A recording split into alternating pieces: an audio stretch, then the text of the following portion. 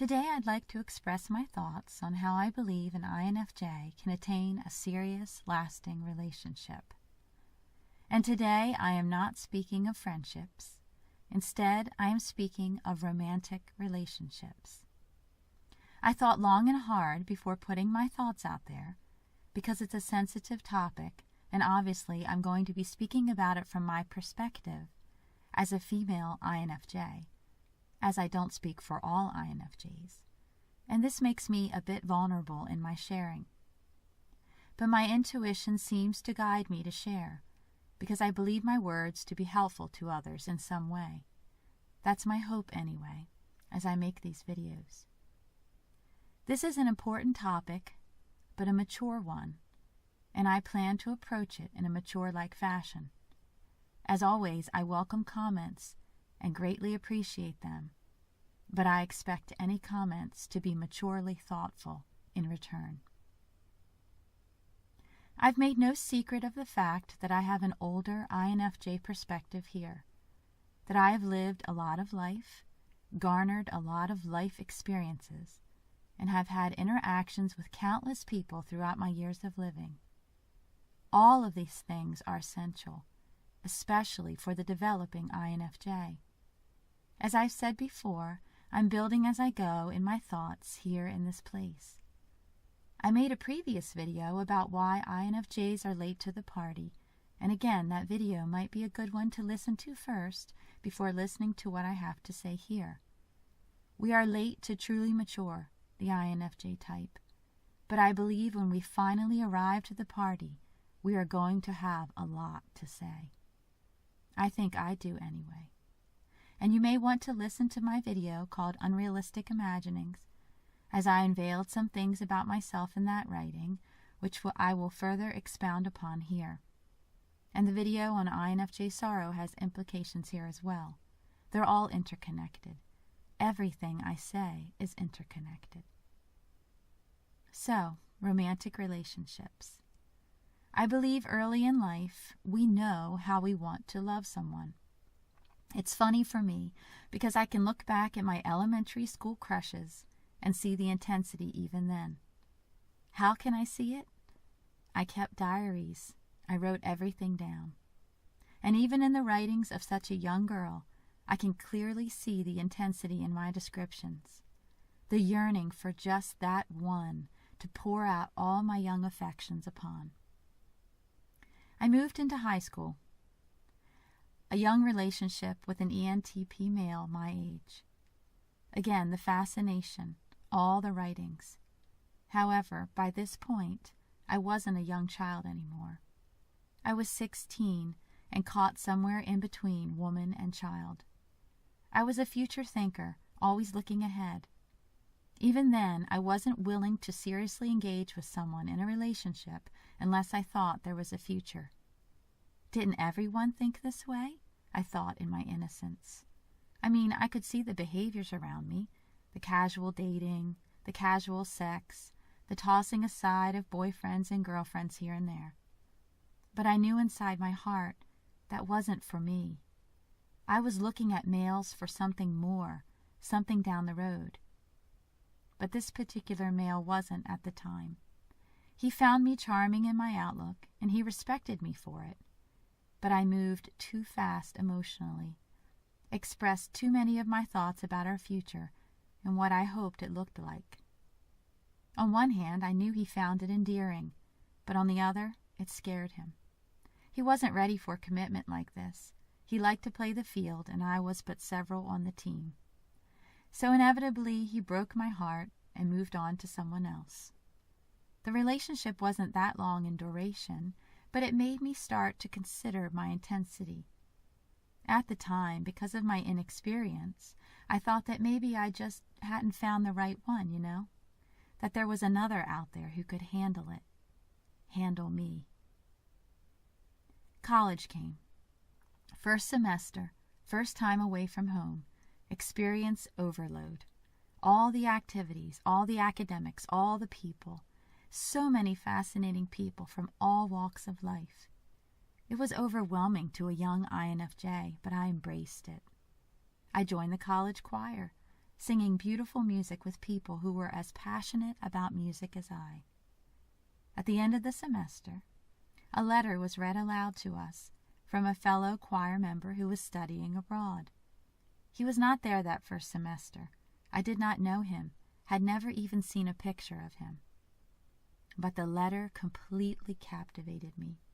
It was witty, charming, intelligent, dynamic. I needed to know more. I stealthily asked around to find out more about him, but I had to wait until second semester for him to return. And return he did. Another ENTP male, my weakness, as I was starting to realize, even though I had never heard about personality typology back then. I saw him in rehearsals. I don't know that he ever noticed me. If he did, he never let on that he did. About a month into the semester, on a snowy and cold winter day, I was leaving the music building, and he was leaving another building. I saw him coming towards me on the path, one of those snapshot moments I'll never forget. He finally saw me for the first time. Our eyes locked. He smiled and said hello. I think I returned the greeting. Who knows? All I knew was I was completely gone by that point. Not long after that wintry day, we were together in a relationship. Again, all the writings, all the secret observations, but much more intensified this time. Because I was no longer 16 years old. Now I was 19 and very much a young woman. I filled 2 entire notebooks full of it all our conversations, his thoughts, my thoughts, his interests, my fascination, his opinions, my ponderings, his passions, my weaknesses. A tumultuous 3-year adventure that just about did me in. No need for details, but my fellow INFJs can probably make some educated guesses. My future thinking, his supposed fear of commitment, my emotional intensity, much too fast for him, a devastating ending, leaving me in pieces.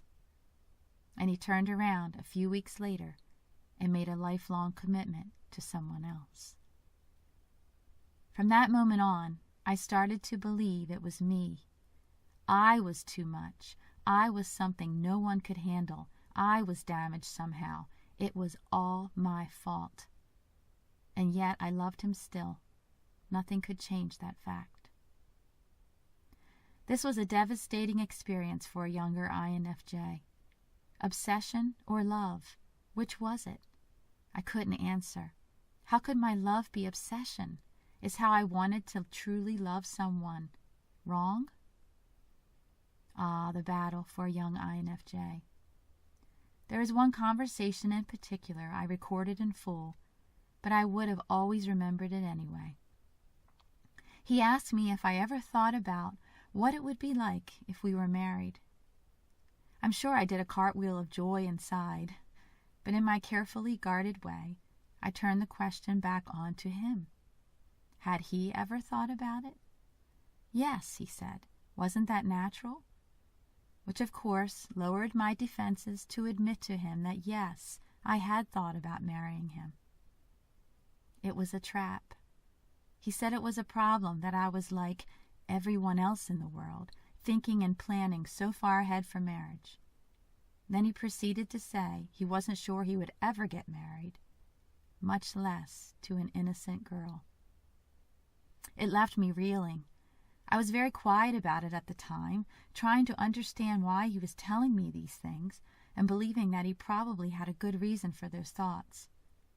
In my usual fashion, it took me months to process what he had said, and it wasn't until the summer, when I got some distance from him, that I started processing it. And my conclusion in my journal?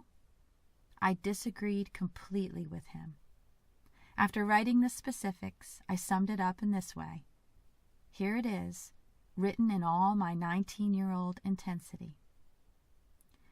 I will believe this truth until the day I die, and no one, not even him, will make me believe differently. If I did, then I would be like just about everyone else in this world and not be a true individual. I'm tired of being what everyone else wants me to be, and I'm tired of trying to conform to get someone to love me. I have my own values and morals, and they're a part of me as my own person. And if I want someone to love me, they're going to have to love me for who I am, because if they love who I'm pretending to be, then they are loving someone else. I've engaged in such behavior all my life, but no more. I respect myself, and I will stand for what I firmly believe in. In doing so, I will truly become an individual. So what did I lack in those words? True conviction. Even though I wrote passionately and with authority, I didn't believe what I had said, instead going back and forth from strong to weak, convicted to compromised, over and over again. 3 years later, I had been completely wrung out like an old washcloth. The roller coaster ride had taken its toll. That experience, plus years of abuse from a father with narcissistic personality disorder, just about did me in. I forgot my words, penned on that summer day, and believed the lies that demon inside kept telling me. I was just too much. Most of what's out there about INFJ types is so surfacey. It's true, but not true enough. It's the classic scratching on the surface kind of thing. It's like working on an old house. Just taking off the first layer of paint does not give you the full story. Once you start removal, you might actually find yourself with a log home or something underneath all the walls and paint and layers. I know I have said this countless times, but I believe the INFJ type cannot really come to full, true understanding of who they are until they gain much life experience, and until they're older. Just how old depends on personal circumstances and early childhood experiences. It's like how I see INTJs as the first to mature. INFJs can sometimes be the last. It's the way it is. I just think most of us don't want to truly see it for the way it is. It's that angelic, innocent being we are always being portrayed as. Oh, it's true, but it's not. Let me tell you, there's something else underneath. In romantic youth, we only want to believe we're the angels in white. In maturity, we see the other side, and we like it. We are both sides, actually. Innocence and darkness, romantic and cynical, sweet and edgy, fiery hot and icy cold. The nomadic life, it has great appeal to the INFJ.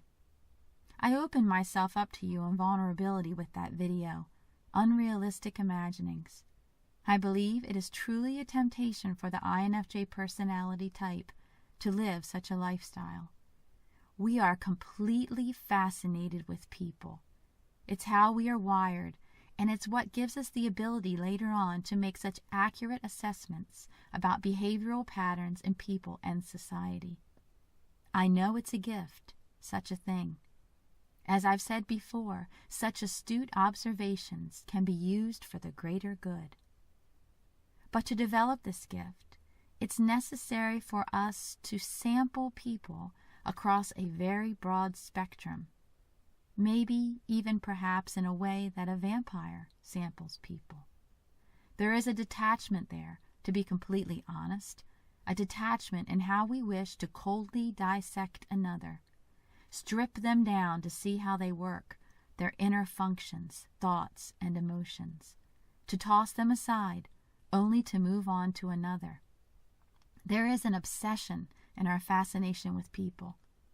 Others rightly detect the fascination, but they perceive it as true caring, and this is how we end up surrounded by people in our lives who we do not, in any way, feel connected to. And of course, at our core is all the fiery, hot, emotional substance which we are terrified to let anyone touch. So the nomadic life is a great temptation, to experience all the people in every way imaginable, only to leave before getting attached. because you can't get hurt if you are the first to leave. But it's why I called it unrealistic, because even though it's what we think we want, it's not at all what we want. And here is the dichotomy in the INFJ personality type. What we really want is just one. As I said in my Unrealistic Imaginings writing, it's the fascinating ones which keep us from our journeying. They are the ones that entrap us, the ones which make us want to stay. And damn those people, because they hold us back from our wanderings, our vagabond vampire ways. But the deep, dark INFJ secret? We want to be held back. We want to be conquered in such a way that all desire to leave goes out the door. It's all true. All the writings about the INFJ personality type floating around out there. Even in the vanilla-like descriptions, the truth is out there for those who want to read between the lines. Like this description from the 16 Personalities website.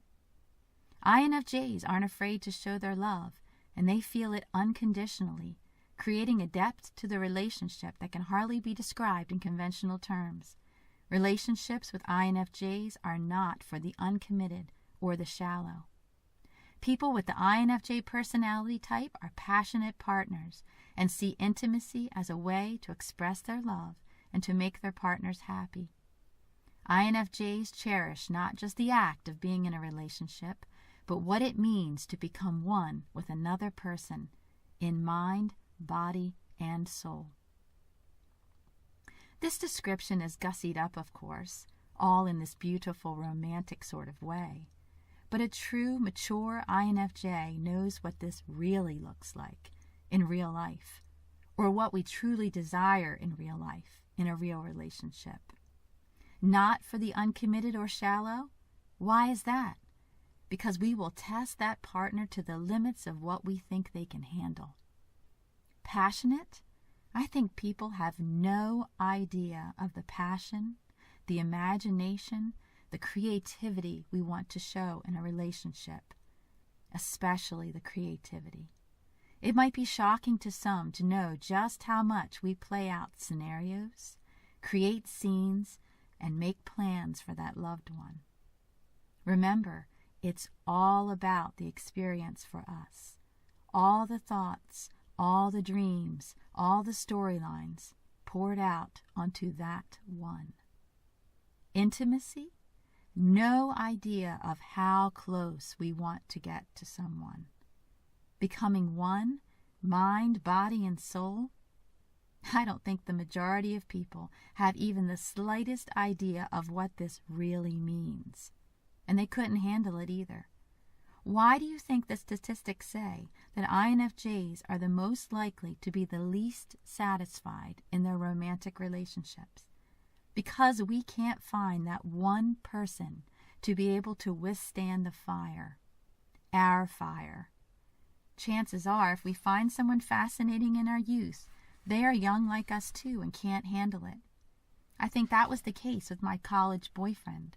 I was obsessed with him, but he couldn't handle the obsession. And what I find amazing about the whole thing is that I even held back with him. He never saw me at full-blown intensity, not even close. And he couldn't handle the little I gave him. And in younger years, we don't even really know that we want the fire. It's there inside, but I truly believe it's not able to come out until we experience the world and gain maturity. I know it's a really strong statement, but I'm going to say it's almost impossible for the young INFJ to know this about the self. So what we do is settle. Choose the safe path, especially if we get burned in a relationship where we did try to come out and show our true selves and then got rejected. We will definitely hide then, because we have this desire to protect our inner selves. Also, we think that deep down, there is truly something wrong with us. I believe that about myself. I thought there was something wrong with me. I knew I was intense, but no one could handle it. And when I tried to show it to my college boyfriend, he rejected me and chose less intense for his life partner. So that is very damaging to the young INFJ mind. A word here about maturity and immaturity and how that plays out in type. In immaturity, the intensity we feel for another can become an unhealthy clinginess, especially if we had few in our lives who truly loved us, especially if we had parents who couldn't be there for us. The mature INFJ knows when the intensity is getting a bit too much and is smart enough to take time out to go cool off somewhere or spend time alone. See, this intensity can go many ways. A more self-aware INFJ recognizes the need for alone time, but in a relationship with a more feeling-type partner, that partner could be upset by this and take it too personally, resulting in all sorts of problems. A less self-aware INFJ has too many stars in the eyes and wants to cut off the blood circulation of the one they love and the clinginess, and can kill a relationship, especially a relationship with thinking types, in that way. So should serious romantic commitments be delayed for the INFJ until some maturity starts to take hold? I simply don't know. I would say so much depends on what the young INFJ is looking for in life.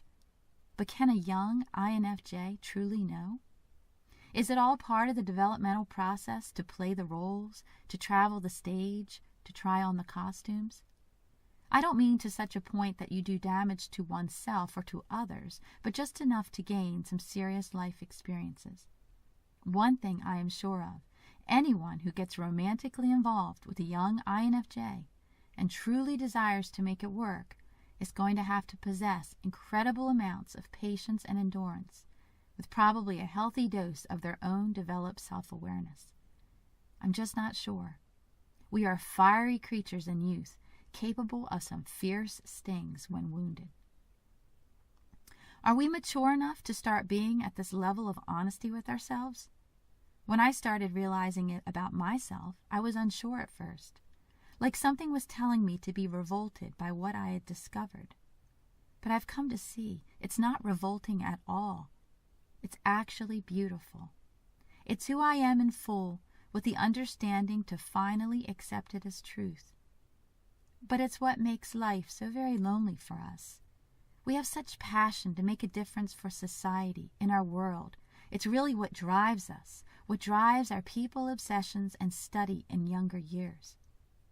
But we can only do it, make this difference in the world, this greater impact, through our detachment. But we don't want to be coldly detached, really, not at all. The true desire is to have just that one to be warm with. As intense as our coldness is, those vampire blood-sucking ways, that's how intense the warmth is in opposite. That warmth can be smoldering like a fire in every area you can imagine. But where are the people who can handle it? They are rare, and not many themselves. So it's hard for us to find true relational satisfaction in life. It is my belief that an INFJ cannot truly be happy with anyone who is less intellectual, less intense, less sexually driven, less mentally stimulating. To say you can be fully satisfied with anything less is to lie to yourself, or to spend the rest of your life pretending to be another type. The only true satisfaction for the truly self-aware INFJ is to find someone who can match us in all these areas, and ideally surpass us in some of them. Because when someone surpasses us, that is where the eternal fascination lies. That's why we get entrapped, and why the nomadic life loses interest. Because when you find eternal fascination with one, this is all the INFJ ever needs, someone who is worthy of a lifetime of study. But heaven help that love interest, because they will be the object of the INFJ's eternal fascination and desire, the intense warmth, as well as the vampire dissection. So it has to be a very strong, or perhaps slightly oblivious, person who can stand up to such a thing. This person has to be strong because they are the only one who can tame our wanting to wander ways. They become our obsession, so all thoughts of wandering go out the window. But then all thoughts go to that one person. Like I said, heaven help them. So going back to my college boyfriend. Fate reconnected us just before I suffered my terrible tragedy. Because he knew intimately of my situation from back in college, because he was the only one I had confided in at that time, he knew exactly how to help me when that terrible time came. He walked me through it. I never would have survived it without him and his loyal and unwavering support, and that's the truth. So no harsh words for him here, please. He has proven himself to be the man I saw all those years ago. He is a family man with 3 amazing children and has done good things with his life. Remember, he was young too, just as I was. In all fairness to him, he was waiting for me to give him something I wasn't yet ready to give. What was that thing? What makes the difference? Why is true satisfying love more of a possibility for the INFJ in maturity rather than in immaturity? It's a very simple answer. It's all about worth. An immature INFJ feels naturally unworthy. To some extent, no matter our upbringing, it's in our nature, isn't it? As long as you, as an INFJ, feel unworthy, you will never be able to see or recognize your value in a relationship. You will always question your role there, never living up to or seeing your full potential in the relationship. Such a thing causes discord among 2 people, preventing them both from reaching that beautiful level of mature, self-sacrificing, all-encompassing love. A mature INFJ, who has been awakened to who she is in full truth for the first time in her life, sees her worth, knows her worth, realizes her worth, embraces her worth, in the full confidence of that beautiful, mysterious, and wise woman she is. When that transition happens, when that changeover occurs, she is finally ready for love in all its forms. And when she finds that one, she is finally ready for a partnership of intrinsic deep meaning and substantial possibility.